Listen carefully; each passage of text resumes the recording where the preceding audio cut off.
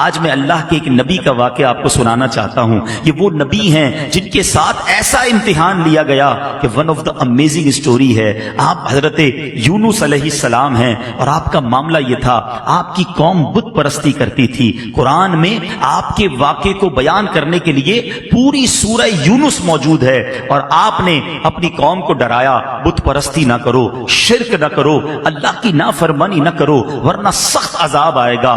قوم کہتی کہ وہ بت پرستی کرتی تھی, آپ کی بات مانتی نہ تھی.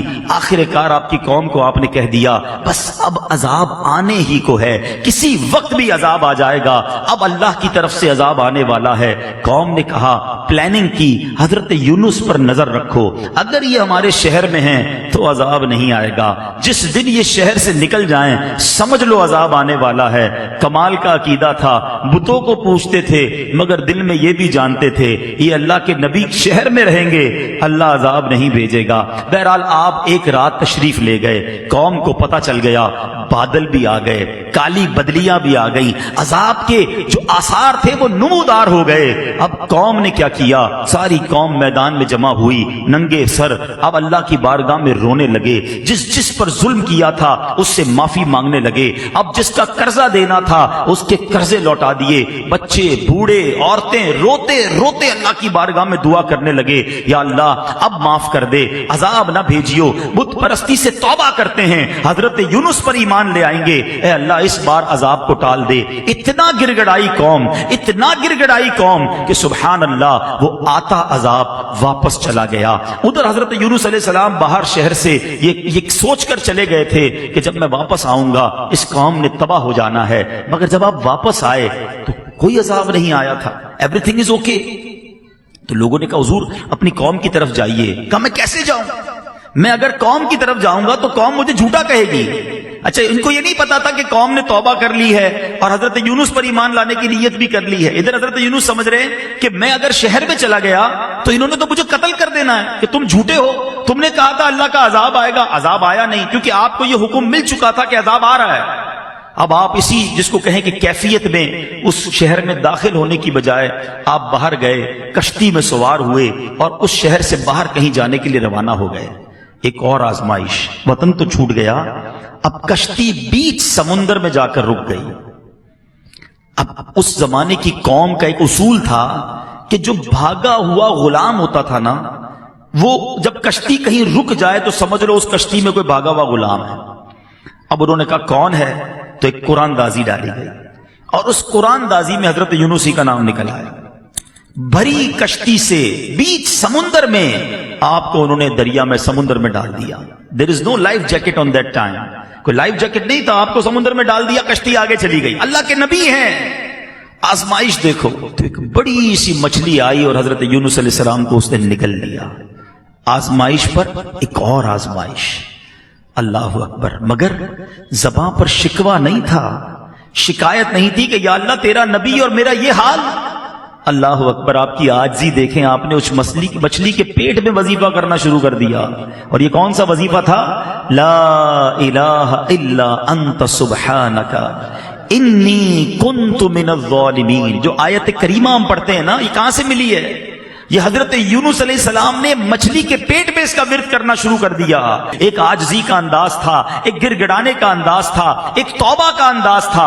آپ پڑھتے رہے, مچھلی کے پیٹ میں رہے, کئی دن مچھلی کے پیٹ میں رہے. اس مچھلی نے آ کر کنارے پر آپ کو اگل دیا. اب جب آپ کنارے پر آئے, کمزور ہو چکے تھے, جلد بھی آپ کی بالکل نرم ہو چکی تھی, کھڑے ہونے کی بھی ہمت نہ تھی. اللہ کی شان دیکھیں, اللہ نے وہاں ایک کدو کی جو بیل تھی, ایک چھوٹا سا پودا آپ کے قریب اگ گیا, اسی سے آپ کو خوراک ملی, انرجی ملی, صحت ملی. اور کچھ دنوں کے بعد جب اپنے شہر آپ واپس آئے تو لوگوں نے آپ کو بڑی عزت کے ساتھ ویلکم کیا, آپ پر ایمان لائے اور ہنسی خوشی وہ زندگی گزارنے لگے. میرے میٹھے اسلامی بھائیوں, میں نے یہ واقعہ آج کیوں بیان کیا؟ There are two reason. پہلا ریزن تو یہ ہے کہ قرآن سے محبت بڑھے, لوگ تلاوت قرآن کریں, سمجھیں کہ اللہ نے کیسے کیسے واقعات. آج اپنے بچوں کو بٹھا کر لوگ پتہ نہیں سنڈریلا اور امبریلا کی سٹوریاں سنا رہے ہوتے ہیں. ارے بچوں کو قرآن قرآن کے واقعات سناؤ، بچوں کو نبیوں کی باتیں بتاؤ، پچھلی قوموں پر جو عذاب نازل ہوئے اس کو بیان کرنے کا قرآن میں ایک مقصد علماء نے یہ بھی بیان کیا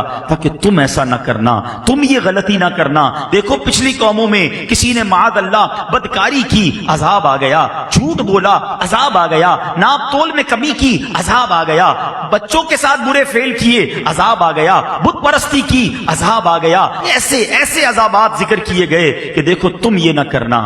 مگر آج ہم قرآن پڑھتے ہی نہیں ہیں تو سمجھیں گے کیسے کہ کیا کیا نہیں کرنا ہے؟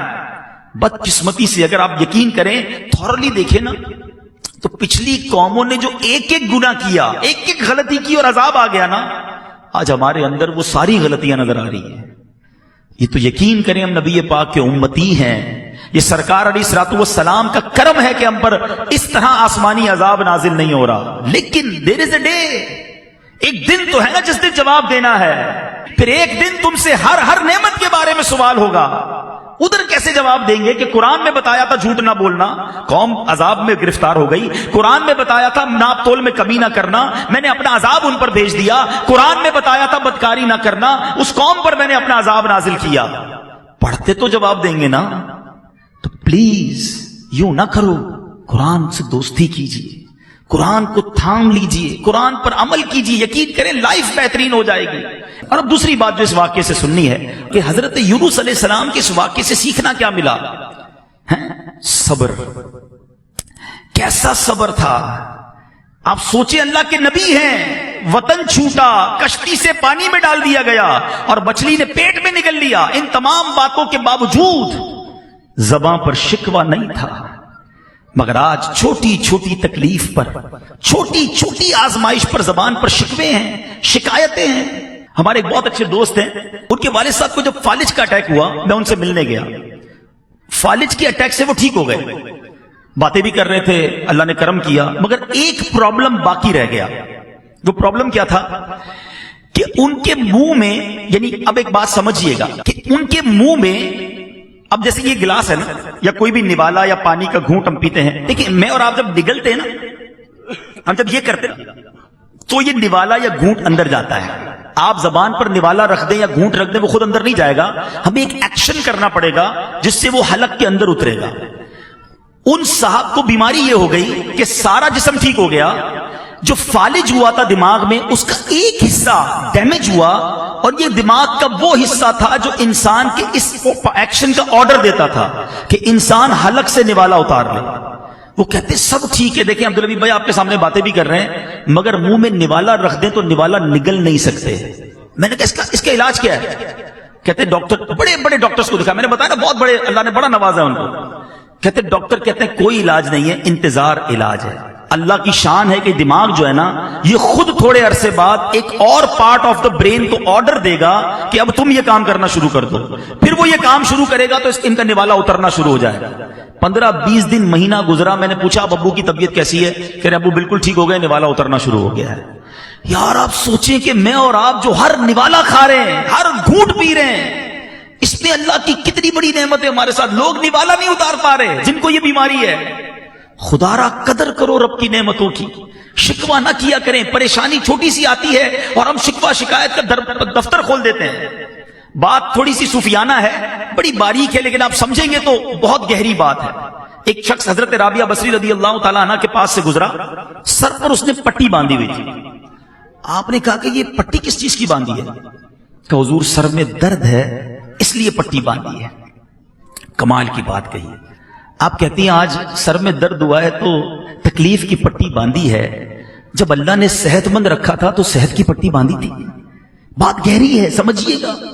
تھوڑی تکلیف آتی ہے سب کو بتانا کہ اگر کسی کا موبائل چوری ہو جائے، گاڑی لگ جائے یا اسکوٹر کو پرابلم ہو جائے، کاروبار میں نقصان ہو جائے، ہم کیا کرتے ہیں؟ سب کو بتائیں گے۔ سب کو بتانے سے ثواب تو گیا نا؟ کیا وہ دے دے گا آپ کو وہ چیز؟ اچھا جب نفع ہوتا ہے، آج 5000 کا نقصان ہوا تو پورے شہر کو پتا چل گیا، پورے محلے کو پتا چل گیا۔ جس دن آپ نے 50,000 کمائے اس دن ہمیں بتایا کہ آج عبدالحبیب بھائی بڑے پیسے کمائے؟ نہیں بتاتا کوئی، اپنی نعمتیں نہیں بتاتے، اللہ کی مہربانیاں نہیں بتائیں گے، نقصان سب کو بتائیں گے۔ اور میں آپ کو صحیح بتاؤں، گھر والوں کو تو زیادہ نہیں بتاتے کہ گھر والوں کو بتائیں گے آج بڑی زبردست دیہڑی لگی ہے تو خرچہ شروع کر دیں گے گھر والے۔ تو یہ باتیں بھی نہ بتائیں، اگر مشکل آ گئی ہے نا، صبر کریں اور اس کا ثواب کمائیں۔ تو حضرت یونس علیہ السلام کا جو میں نے آپ کو قرآنی واقعہ سنایا، یہ میسج دیتا ہے کہ آزمائشیں آئیں گی، پریشانیاں آئیں گی زندگی میں، صبر کرنا، آزمائش پر صبر کرنا، اللہ کی ہر فیصلے پر شکر کرنا، جو دیا اس پر اللہ کا شکر ادا کرتے رہنا۔ قرآن میں رب نے وعدہ فرمایا ہے تم میرا شکر ادا کرو میں تمہیں اور عطا فرماؤں گا۔ آپ شکر تو کریں، جو بھی دیا اس پر شکر کریں۔ جو میں نے کہا نا کہ ہم جتنے بھی لوگ بیٹھے ہیں ہم سے زیادہ پریشان ہیں، لوگ مصیبت میں ہیں۔ ایک بزرگ کے بارے میں آتا ہے کہیں روڈ پہ جا رہے تھے، پیر میں جوتے نہیں تھے، کہا یا اللہ جوتے ہی نہیں دیے مجھے۔ تھوڑی دیر ہوئی تو برابر سے ایک بندہ نکلا جس کے پیر ہی نہیں تھے، کہا یا اللہ معاف کر دے، مالک پیر تو دیے، تیری مہربانی۔ جب بھی یہ احساس ہونا کہ میں کچھ لوگوں سے پیچھے رہ گیا ہوں، میرے پاس کم ہیں چیزیں، اپنے سے کمتر کو دیکھ لینا، زبان سے شکر نکلے گا۔ اللہ مجھے اور آپ کو صبر کرنے والا بنا دے۔